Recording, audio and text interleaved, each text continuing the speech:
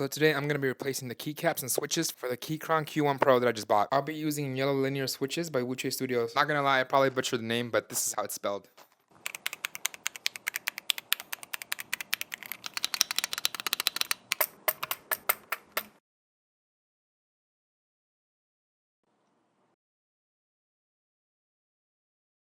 These are the keycaps.